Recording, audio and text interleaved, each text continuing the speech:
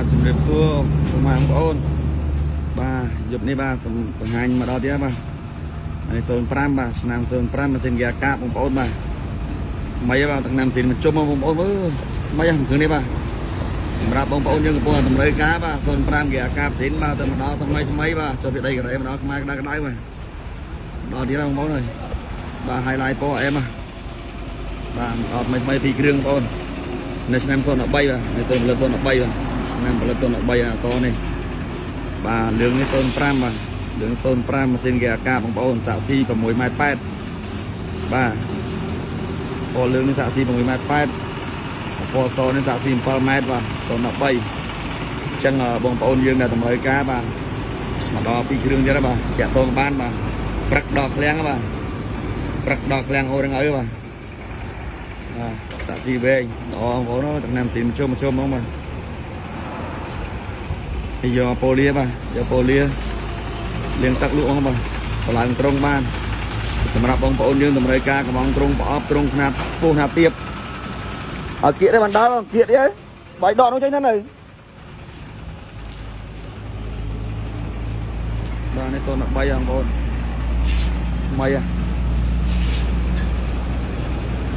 ចឹងបងប្អូនយើងកំពុងតម្រូវការបាទតាក់ទងយើងឋានសម្បានចាក់ក្តីរបស់ខ្ញុំផ្ទាល់បាទទទួលតម្លើងត្រង់លក់បាទទាំងក្បាលឡានបងប្អូនទិញតែក្បាលសាក់ស៊ីក៏បានដែរបាទចង់បានក្បាលសាក់ស៊ីក៏បានចង់បានទាំងត្រង់ប្រអប់ត្រង់បើស្លាបបាទកំងបានដំណើរគ្រប់កាក់អត់ក្លែបងប្អូនបាទនេះណាំផលិត013បងប្អូន013តាមទៅបងបាញ់ខាងទៅលិនបាទម៉ាស៊ីនធំបាទលេខធំបងប្អូនសាក់ស៊ីវែងបងប្អូនសាក់ស៊ី7 ម៉ែត្រនេះបាទសាក់ស៊ីវែង7 ម៉ែត្រកន្លែ3តង់ចឹងសម្រាប់បងប្អូនយើងដែលចង់បានឡានស្អាតបាទកំពុងតែរងចាំបាទមកដល់ហើយបាទចាក់ប្រេងខ្លួនឯងបាទហ្នឹងម៉ែបងប្អូនតម្រូវការបាទនាំចូលពីកូរ៉េមកថ្មីហ្មងបាទអត់ឲ្យបងប្អូនខកម្ដងបាទចំណេញថ្មីក្តៅបាទពីគ្រឿងនេះសាក់ស៊ី7 ម៉ែត្របាទឆ្នាំផលិត013បាទនេះ05ម៉ាស៊ីនហ្គាកាបាទសាក់ស៊ី6.8 ម៉ែត្រ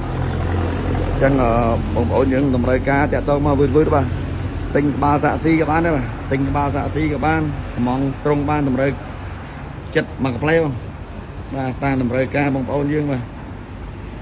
អរគុណច្រើនបងប្អូនទាំងមួយចាស់មួយថ្មីបាទតែតែគ្រប់ត្រូលបាទទីនមកជុំបាទនិយាយទៅឡាន2គ្រឿងនេះទៅទឹកណាំទីនមកជុំហ្មងបាទធានាឡានស្អាតបាទ